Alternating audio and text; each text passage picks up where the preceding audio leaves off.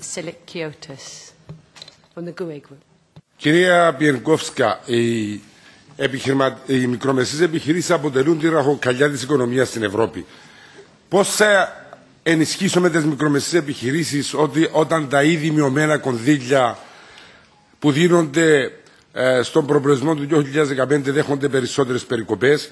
Δεν ακούσαμε κάτι συγκεκριμένο επίσης για την απλοποίηση των διαδικασιών πρόσβασης στη χρηματοδότηση των μικρομεσαίων επιχειρήσεων ή το πώς θα ελαχιστοποιήσετε τις επιπτώσεις από τις δεσπόζουσες θέσεις που κατέχουν στην αγορά οι μεγάλες πολυεθνικές.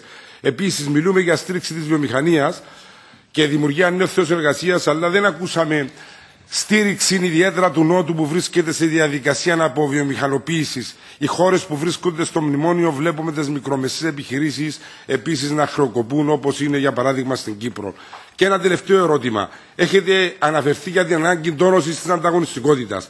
Πώς θα υλοποιήσετε αυτόν τον στόχο? Θα συνεχίσετε την πολιτική για μείωση του κόστους, για μείωση των μισθών, για κουτσίρεμα των εργασιακών σχέσεων για να γίνουμε πιο ανταγωνιστικοί?